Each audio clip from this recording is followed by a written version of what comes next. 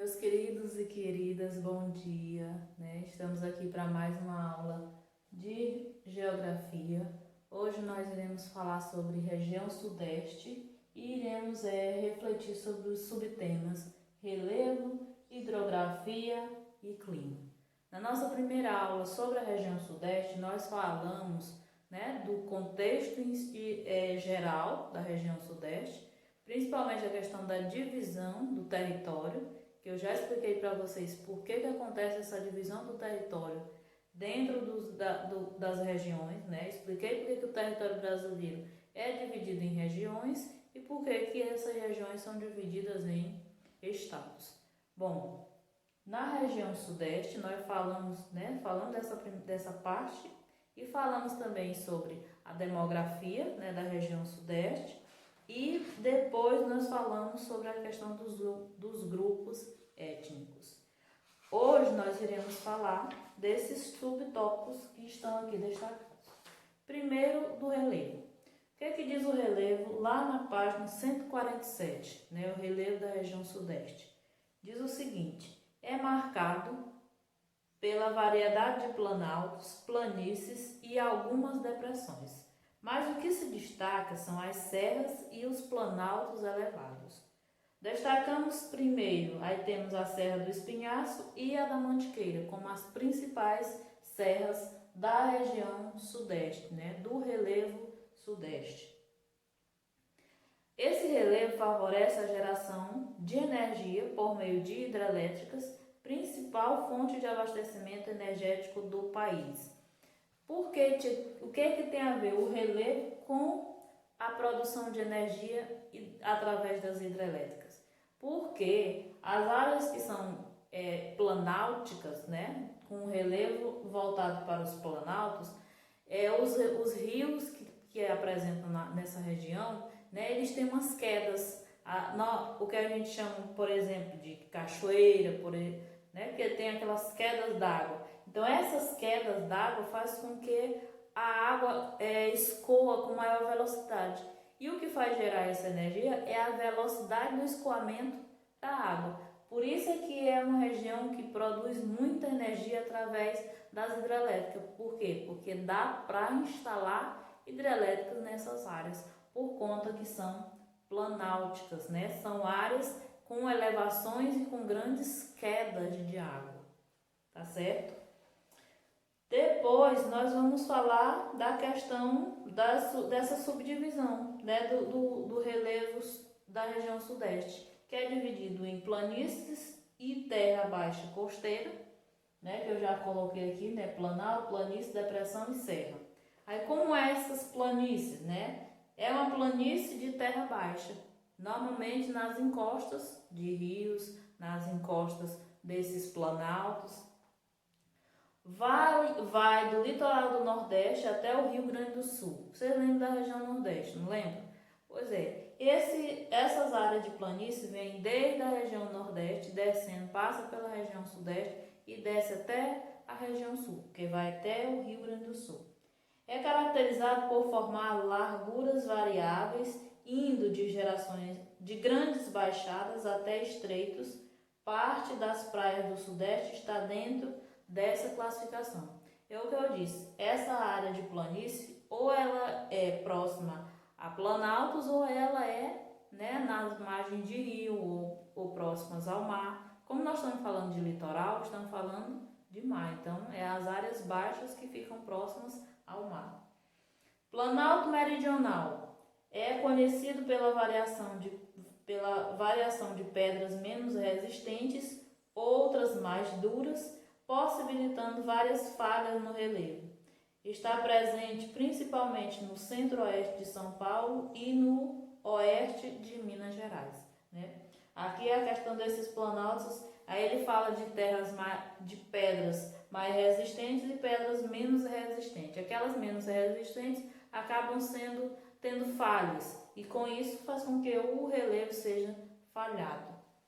Serras e planaltos do leste e sudeste, né, que é a parte que fica para o lado do litoral e a parte que fica mais ao sul, né? É o tipo de relevo mais marcado no Sudeste. Tem as características das grandes serras e dos paredões de pedra, muito comum em Minas Gerais. Depois nós temos as depressões periféricas. É um tipo de solo baixo e plano e está geralmente no meio das serras, tomando uma forma parecida como uma canoa. Ou seja, essas áreas essas depressões periféricas, normalmente elas estão entre os morros, é aquela parte mais baixa do morro, não é uma parte de planície, é aquela parte mais baixa do morro, ou seja, ele tem uma curva lá em cima e ele desce, chega aqui embaixo, ele faz outra curva, aí sobe fazendo outro morro. Então, o que é a depressão? É a parte que fica entre esses morros, né? Por exemplo, aqui, ó, nós temos esses morros aqui, tem esse mais alto, aí tem esse mais baixo, aí vai descendo. O que é a depressão? É essa parte aqui, ó, fica aqui embaixo, bem na curva, que é o que ele diz que tem o formato da canoa, que é essa curva aqui. A planície, por exemplo, é mais aqui abaixo, né? Que é próxima aos rios. Aí bem aqui, por exemplo, é uma planície, ó, porque ela vai sendo plana. Por isso é que o termo planície. Já a depressão não é a mesma coisa, né? Ela tá aqui embaixo, ela não tá aqui no alto do morro, ela tá mais aqui abaixo, mas é o que, ó? Ela ainda está no alto. As planícies não, estão mais abaixo. Continuando, nós iremos falar de quê? De hidrografia. A hidrografia da região sudeste diz o quê? Lá na página 148. Que as bacias hidrográficas alimentam as águas da região sudeste e formam principalmente os rios de planalto, que é o que a gente já falou, rios que oferecem possibilidade de aproveitamento energético, né? Esses rios que ficam mais no alto podem ser aproveitados através das hidrelétricas por conta das quedas de água. Rios que oferecem a possibilidade de aproveitamento energético, mas que dificultam a navegação. Entre as várias bacias hidrográficas merecem destaque a bacia do São Francisco e a bacia secundária, né? A questão de dificultar a navegação é justamente por ser uns rios de planalto. Por exemplo, você vai navegando aqui, aí você chega nessa região aqui do alto, por exemplo, e aí você tem essa queda d'água. Se por acaso você está numa balsa, a tendência é ela virar por conta da queda da água. Então é uma área de difícil navegação. Não é própria para as navegações. Normalmente os rios navegáveis são os rios de planície, né? Porque são aqueles rios retilíneos que você não tem problema de ter alguma queda de água brusca, né? A bacia do São Francisco, ela nasce na Serra da Canastra, em Minas Gerais, e corta alguns estados do Nordeste. Ao sul, observamos os rios formadores da bacia hidrográfica do Paraná. E a bacia secundária desce das serras litorâneas para o Atlântico, merecendo destaque os rios Jequitinhonha, o Rio Doce, o Rio Paraíba do Sul e o Rio Ribeira, todos desaguando no Oceano Atlântico. Ou seja, a junção desses principais rios forma a bacia secundária da região sudeste. Não é um rio sozinho, né? Como, por exemplo, a bacia do São Francisco. Tem vários rios pequenos que desaguam no São Francisco. Já esses aqui não, eles juntos, todos eles desaguam no Oceano Atlântico. Então é por isso que todos são principais. Não é uma coisa de desaguar em um principal e ele que deságua no oceano. Tá bom? Por ser uma região de planalto, os rios são aproveitados pelas hidrelétricas para a produção de energia.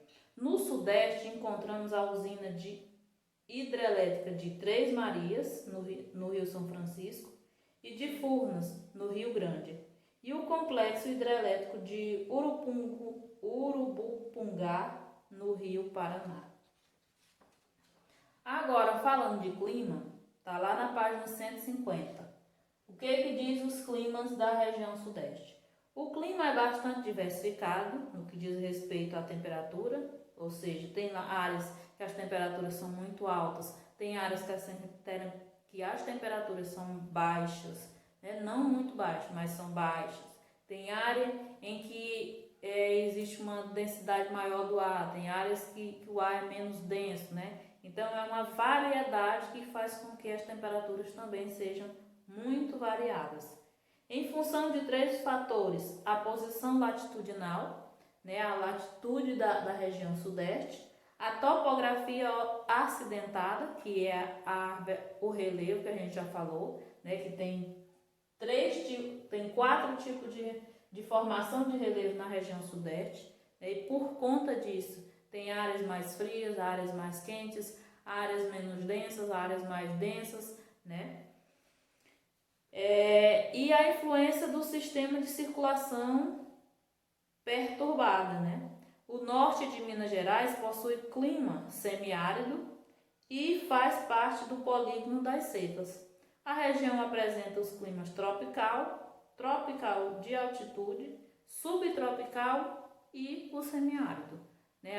E o semiárido não é mais na região nordeste, onde abrange a área de Caatinga? Sim, mas existe um termo que é muito utilizado nessa região, onde esse clima predomina, que é o clima semiárido, que é chamado de polígono das secas.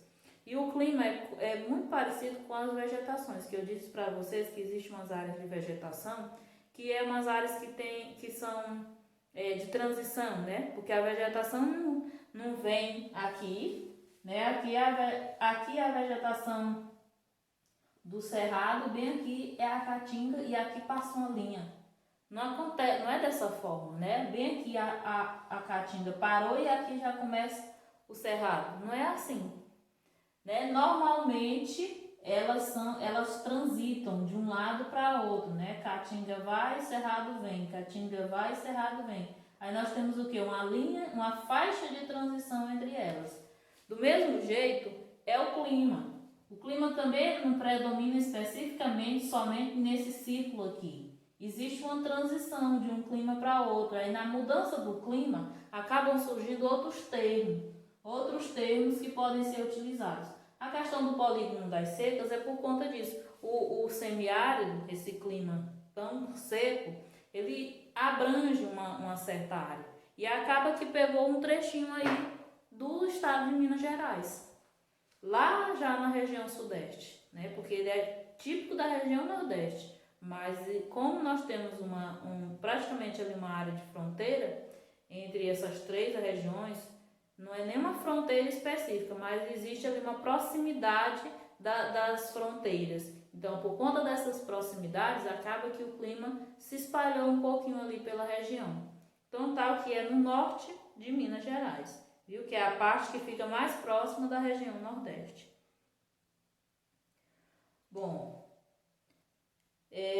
clima tropical de altitude. Agora vamos caracterizar esses 4 climas que apareceram aí na região. Temos o clima tropical de altitude, tem o subtropical, o semiárido e o tropical. Vamos para as características de cada um. O tropical de altitude é típico das áreas elevadas da região sudeste, ou seja, dessas áreas de morro, né, as áreas mais altas. Esse é o tropical de altitude.